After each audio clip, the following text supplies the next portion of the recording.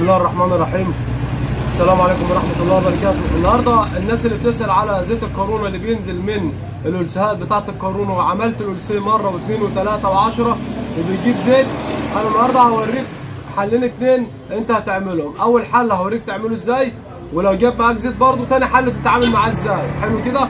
يبقى هما حلين اتنين. ركز بقى معاه في الفيديو كده بس، وانت بتتفرج دلوقتي اعمل لايك او اعمل مشاركة للفيديو. انت مش هتخس حاجة يعني، انت كده كده بتتفرج اهو. حط صبعك على اللايك. بص يا باشا، ده دلوقتي ستوليت جديد جاي بحلب محتال بكرتونته بكله، دلوقتي لسه جديد متقفل اهو. تمام. انا دلوقتي بتكلم على ألسيه القارونة. انا عندي ألسيه قارونة الكوبايه اللي هي بتاع الموديل الحديث اللي هي مشفه ديت، بيركب لها الألسيه بشفه من هنا زي كده. تمام. وعندنا الألسيه بنجيبه احنا بنقول عليه ايطالي، ألسيه عادي احنا بنقول عليه ايطالي. بيبقى السوسته بتاعته او الجلده بتاعته، السماكه بتاعت الجلده من هنا بتبقى تخينه شويه عن السماكه بتاعت الألسيه اللي هو العاده. طبعا ده برضو احنا بنجيبه وبنركبه عشان بيبقى شديد شويه في الحركه بتاعته، او السماكه بتاعته شديده شويه محمله عشان ما يجيبش زيت. وبنجيب برضو الألسيه لما ده بيجيب، بنجيب الألسيه الاصلي اللي هو بتاعها برضو وبنركبه وبرضه بيجيب زيت.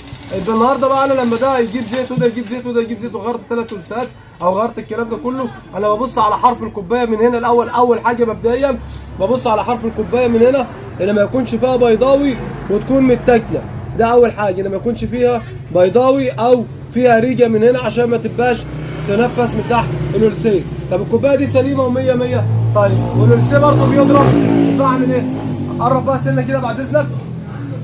باجي على الألسيه من جوه، ولو بصيت على الألسيه من هنا في سوسته اهي. تمام. انا بطلع السوسته اهي من قلب الألسيه، ماشي. وبجيب السوسته من هنا، بمسك السوسته واقعد افرس فيها كده. هتلاقي في مكان للسوسته من هنا اهوت. تمام. الألسيه السوسته بتفتح عن بعضها زي كده بالظبط. هوريك اهو من هنا كده اهي. حلو كده.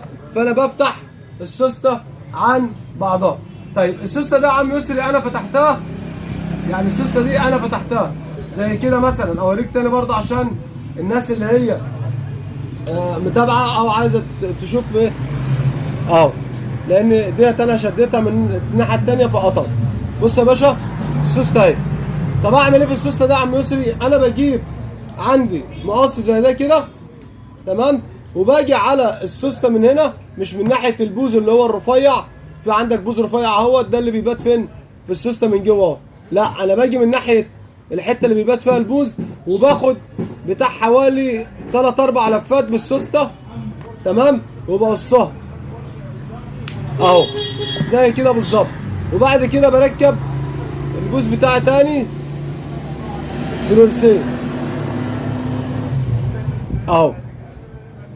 تمام. بيبقى زي كده بالظبط. طب ايه الغرض من اللي انا بعمله ده يا عم يسري؟ الغرض من اللي انا بعمله دوت ان انا بجيب الألسيه او الاستك اللي انا قصرته وبركبه مكانه تاني هنا. تمام. بركبه مكانه فبيشد، بيعمل عمليه شد للألسيه. قرب بقى. اصبح ان انا ما قصرت الاستك، السوسته اللي جوه ديت لما انا قصرتها شويه خدت منها 3 4 لفات، شدت الاستك معايا، بدات تعمل عمليه زنق على الزور الداخلي اللي هو بيركب عليه الكوبايه. تمام. اللي هو بيركب عليه الكوبايه. يعني انا لما اجي اركب الكوبايه بقى كده هتلاقي الألسيه بيركب معايا بالعافيه. بص بص اهو. بص الألسيه بيلف بالعافيه اهو. تمام. فيقوم ان انا لما بشحط الألسيه والكوبايه تيجي تلف فيه، مش هيبقى فيه خلوص خالص ان يهرب زيت من الألسيه من بره عشان ما ينزليش بره القارون. طيب ده حاجه. طب الحاجه الثانيه يا عم يوسف النهارده لما انا برضه اعمل الكلام دوت، لما انا اعمل الاستك دوت واشد السوسته وبرضه عندي الزيت بيجيب زيت الألسيه. بص بقى يا باشا الحل الثاني، ان انا الكوبايه عندي دي عشان جديده هتبقى محكومه. الكوبايه عندي في ناس كتير تبص على الكوبايه اللي عندها تلاقي الكوبايه دي بترقص كده جامد، بتعمل رقصه جامده. طول ما الكوبايه ديت عندك في الموتور بتنهز جامد، الألسيه مش هيقدر يحكم الزيت، لان طبعا الكوبايه بتنهز جامد مع هزه الموتور ومع اللفه، غصب عنه الألسيه مش هيقدر يتحكم فيها. فلازم الكوبايه تبقى بايته وتبقى فيها محكومه زي كده عشان الألسيه يقدر يتحكم فيها. طيب دوت يا عم يوسف لو هنا المشكله او الكلام ده كله فيها مشكله، بص يا صاحبي بقى، في جلبه هنا نحاس جوه في قلب القاعده من جوه، جلبه نحاس اهي اللي هي بيركب عليها الكوبايه الداخليه دي، تمام كده.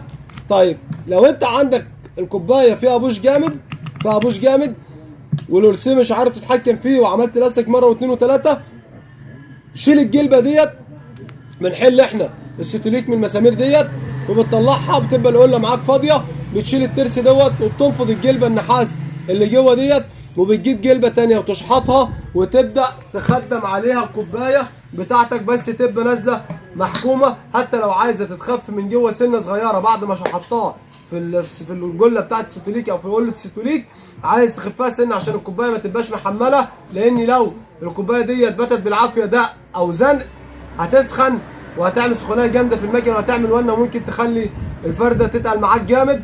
فلازم تبقى فيها خلوص وهي بتبات وتبقى اللفه بتاعتها سلسه.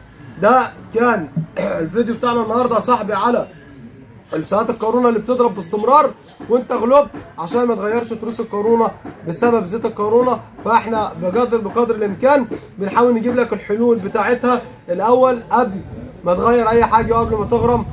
فاستنونا الفيديو الجاي ان شاء الله، والسلام عليكم ورحمه الله وبركاته.